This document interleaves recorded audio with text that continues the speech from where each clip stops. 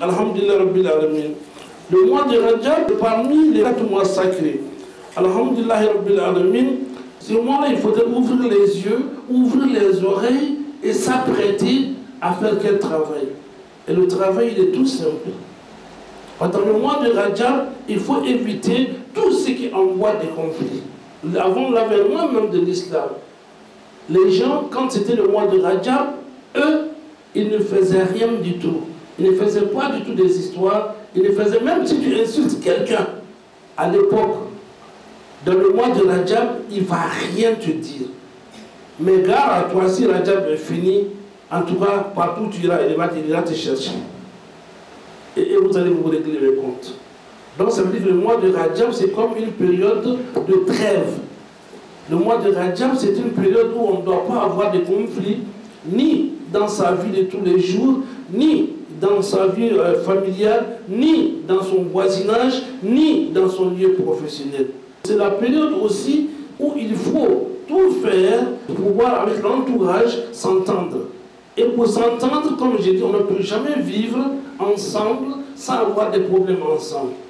Donc c'est le moment de voir dans sa famille, avec son père, avec sa mère, avec son épouse, avec ses enfants, avec son voisinage, avec ses collègues de travail, à qui j'ai fait du mal et à qui je dois demander pardon.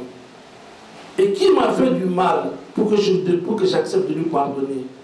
Et avant même qu'il ne me demande que je lui accorde mon pardon. Parce que celui qui pardonne, c'est celui qui grandit.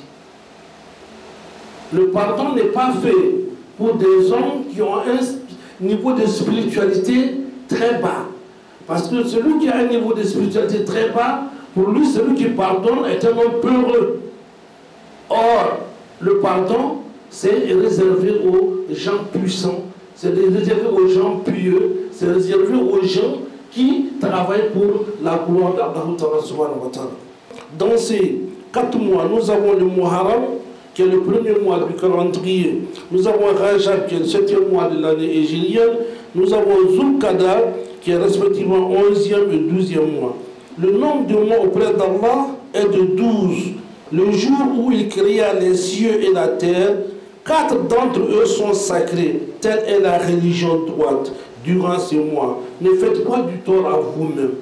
Faire du tort à vous-même, ça voudrait dire voir qu'est-ce que je dois bénéficier. Donc ça veut dire quoi? Ça veut dire que dans ce mois, je dois travailler, faire des œuvres surrogatoires. Parmi ces œuvres surrogatoires, je peux faire le jeûne, les aumônes. Parmi ces œuvres surrogatoires, je peux faire des nafils. Parmi ces œuvres surrogatoires, je peux me promener pour aller saluer mes parents. Donc c'est-à-dire que c'est une période où il faut poser beaucoup de bonnes actions. Dans ce mois, il est demandé de faire de bonnes actions.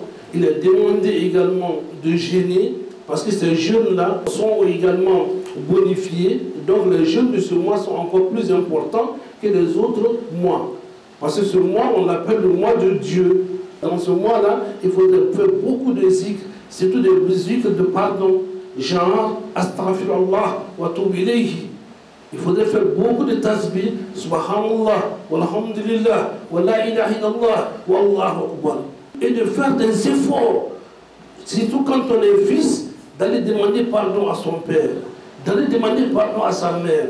Si tu ne peux pas aller, il y a le téléphone, il faut appeler ton père, demande pardon. Il faut appeler ta mère, tu demandes pardon. Parce que tout ce qu'on fera, si on n'a pas ça, on n'a rien du tout. Même si tu montes, quel que soit, même si tu fais une montagne, même si tu fais un gratte-ciel, ça va s'écrouler. Si tu n'as pas la bénédiction de papa et de maman. C'est pourquoi les jeunes, en ce moment, c'est une période très bénie où il faut aller voir ses parents, demander pardon. Si dans ce mois, ce mois prépare d'autres grands mois qui arrivent, nous avons le mois de Ramadan qui arrive, nous avons le mois du Hajj qui arrive. Donc, c'est des grands mois qui arrivent, nous avons le mois de Muharram qui arrive. Donc, c'est comme si c'est le départ maintenant. Il ne faut pas rater ce départ-là.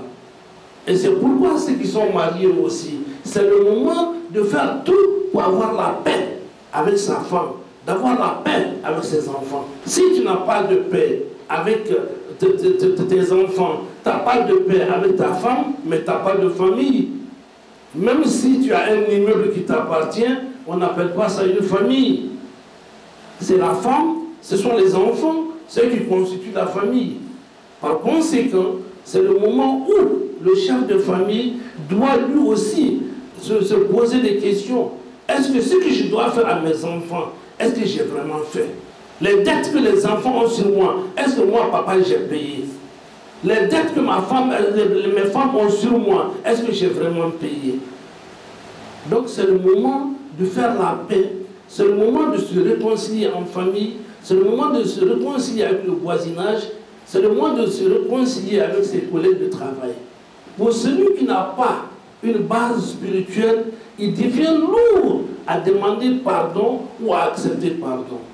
Or, toi qui refuses le pardon, c'est toi qui perds. Parce que si tu refuses de pardonner, c'est que quelque part tu es rancunier. Or, la prière du rancunier n'est pas acceptée. Et en islam, nous avons un délai, comme je dis, de 3 jours. Au-delà de ça, tu es sanctionné. Donc c'est pourquoi ce mois de Rajab, il faut profiter au maximum pour pouvoir nettoyer la route pour les grands mois qui arrivent. Qu'Allah vous aide. Si on a vraiment réussi le départ maintenant, alors tout est réussi. Mais si le départ est raté, comme je dis, vraiment c'est foutu. C'est pourquoi aujourd'hui, chacun de nous, ce mois-là doit nous amener à nous poser des questions. Est-ce que vraiment je suis prêt pour Dieu? Si je suis prêt pour Dieu, avec ma femme, je fais la paix. Avec mes enfants, je fais la paix. Et je ne fais pas partie des gens qui renvoient leurs enfants de la famille. Je ne fais pas partie des gens qui font souffrir leurs femmes. Il y en a qui les coupent le lit pendant 1 an. Mais quel éducateur tu es? Mais en faisant cela, tu pousses la femme à la tentation. Et toi, tu n'es pas quelqu'un qui aide l'islam. C'est pourquoi ceux qui sont dans ces cas-là, dans ce mois-là, est un bon mois, vraiment pour faire la paix avec sa femme. Et ces femmes aussi qui s'adonnent à ce jeu-là, et qui essayent de dire qu'ils servent leur mari en refusant leur mari, qu'elles se repentissent. Et c'est le bon moment de se repentir pour pouvoir profiter vraiment de tous les bienfaits de l'année. C'est le départ comme ça. Donc si ça, ce n'est pas compris, alors le Rajab, ça n'a rien servi.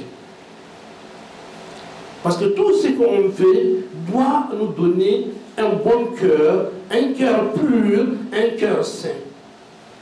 Or, comme disait le prophète Mohammed sallallahu alayhi wa sallam, il dit il y a un petit bout de chair en l'homme. Et ce petit bout de chair, quand lui il est en bonne santé, ce bout de chair, le corps également est en bonne santé. Mais si ce petit bout de chair est malade, tout le corps est malade. Il dit ce bout de chair, c'est le cœur. Donc c'est pourquoi aujourd'hui, plus que jamais, il faut profiter de cette période-là. Surtout ceux qui ne s'entendent pas. C'est un effort. Parce que quand on ne connaît pas quelque chose, on ne peut pas le pratiquer. Donc il faut sortir, c'est de ce mois-là, le genre des gens qui disent, moi, jusqu'à ma mort, je n'ai pas pardonné. Il faut pardonner. Parce que c'est un mois qui doit nous purifier, c'est un mois qui doit nous laver pour des lendemains meilleurs.